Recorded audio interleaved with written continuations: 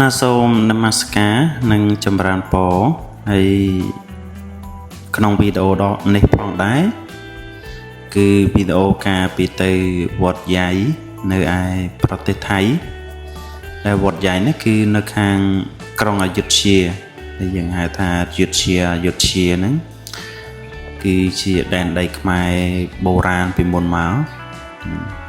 ហើយនេះផងដែរគឺព្រះពុទ្ធរូបដែលកសាងឡើងនៅតាមជុំវិញទីលានបច្ចេកដីធំមួយគឺធំមែនតើចិត្តដីហ្នឹងគឺធំដូចឃើញនៅក្នុងវីដេអូនេះស្រាប់គឺធំហើយលក្ខណៈបែបបុរាណជាយូរណាស់មកហើយបច្ចេកដីនេះគឺកសាងអំពីឥដ្ឋកសាងពីឥដ្ឋហើយមានព្រះពុទ្ធរូបខ្លះហ្នឹងគឺក៏មានលក្ខណៈបែបបាក់បែកចាស់ទ្រុឌទ្រោមខ្លះទៅហើយ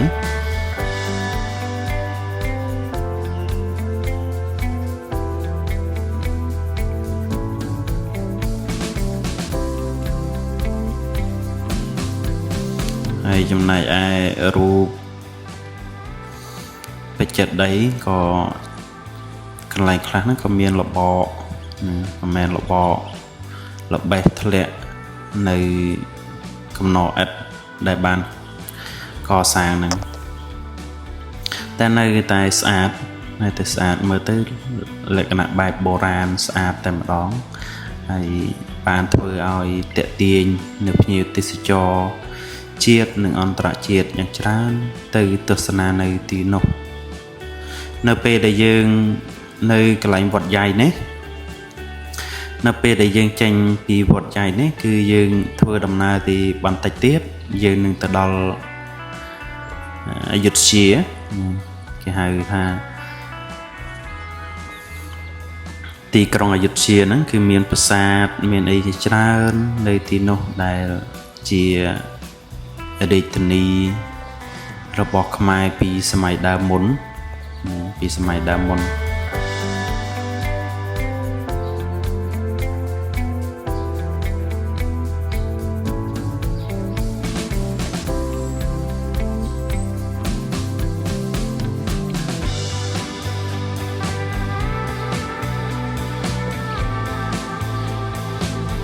ហើយនេះដែរគឺថ្ម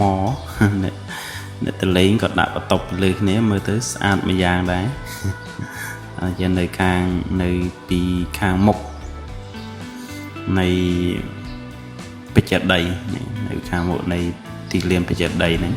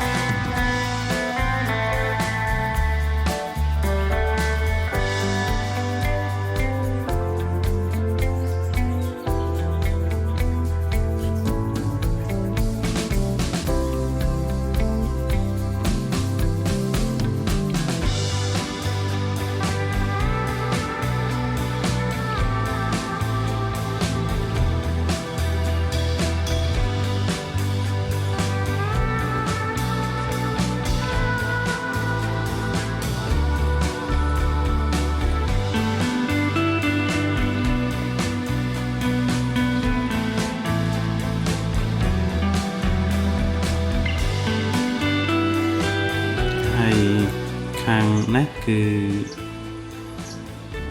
ព្រះវិហារ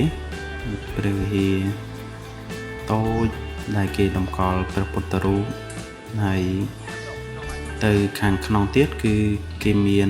លក្ខណៈបែបគំនូរសង្គ្រាមនេះគឺចូលទៅគេមានតាំងវត្ថុបុរាណហើយនឹងរូបគំនូរហើយនឹងព្រះពុទ្ធរូបនៅក្នុងទីនោះសម្រាប់ឲ្យពុទ្ធបរិស័ទចូលទៅក្រាបថ្វាយបង្គំហើយគេមានជារូបសំណាក đểធ្វើអំពីកមូនធ្វើអំពីកមូនហើយមានជារបស់ជាវត្ថុបុរាណហើយនឹងរូបគំនូរបែបសង្គ្រាមនៅឯក្នុងព្រះវិហារតូចហ្នឹង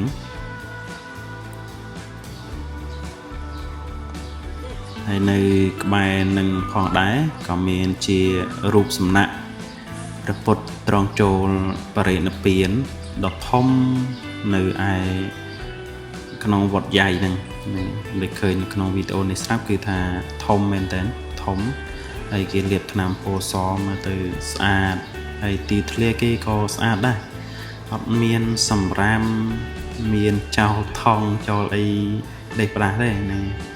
ហើយយើងក៏ដឹងស្រាប់ហើយនៅប្រទេសថៃហ្នឹងគឺលក្ខណៈបែបអនាម័យតំបន់ទេសចរហ្នឹងគេធ្វើបានស្អាតអត់ដឹងថាតំបន់ផ្សេងយ៉ាងម៉េចទេតែនៅក្នុងវត្តใหญ่នេះគឺស្អាតទីធ្លាគេស្អាតគេអត់ឲ្យមានសម្រាមមានអីហើយ